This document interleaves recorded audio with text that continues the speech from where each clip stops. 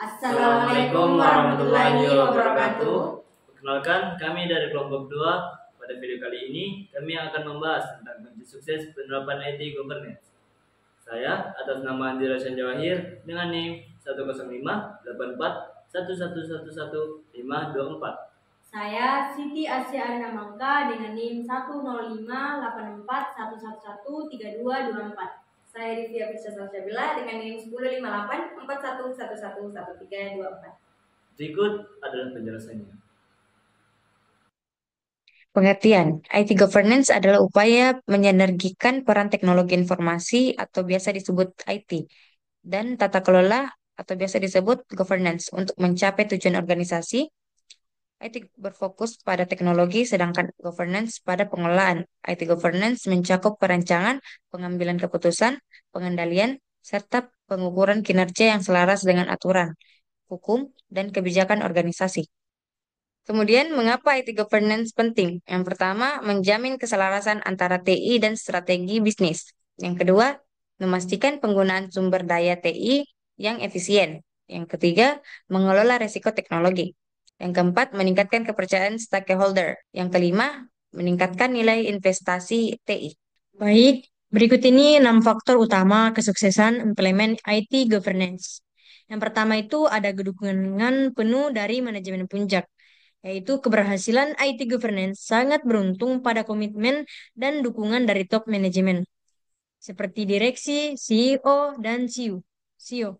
Yang kedua, ada kepemimpinan yang kuat memastikan bahwa kebijakan, anggaran, dan sumber daya mendukung implementasi tata kelola atau TI, teknologi informasi. Yang kedua itu keterlibatan pemangku kepentingan, yaitu penerapan IT governance harus melibatkan stakeholder bisnis dan TI agar kebutuhan organisasi dan teknologi sejalan. Kemudian yang kedua, komunikasi yang terbuka dan berkelanjutan antara unit TI dan unit bisnis sangat penting.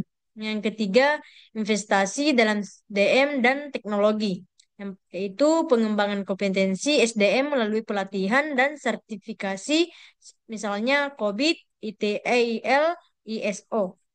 Yang kedua, investasi pada teknologi yang mendukung proses governance, seperti dashboard monitor, sistem dokumentasi, dan audit.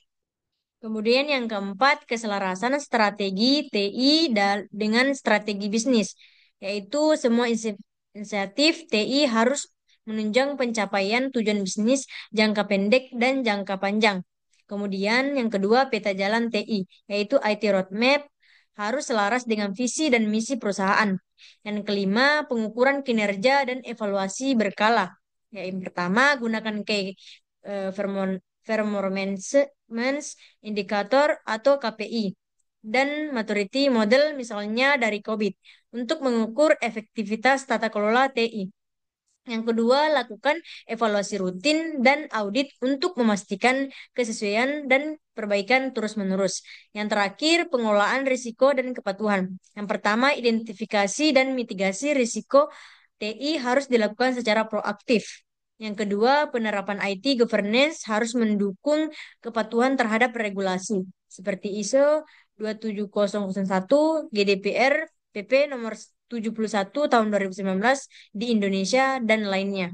Oke, untuk contoh penerapan nyatanya dapat kita lihat pada bank besar seperti BCA atau BRI. Mereka menerapkan kebijakan keamanan ketat, audit sistem, dan proses pengambilan keputusan TI yang terstruktur. Adapun framework yang pendukung, yang pertama ada COVID, yang kedua ada ITIL, yang ketiga ada ISO atau IEC 38500. Dengan penerapan IT governance yang baik, organisasi akan lebih siap untuk menghadapi era digital dan dapat mengelola TI sebagai aset strategis, bukan hanya sebagai alat bantu teknis. Sekian penjelasan dari kelompok kami. Mohon maaf bila ada salah kata. Terima kasih telah menonton. Wassalamualaikum warahmatullahi wabarakatuh.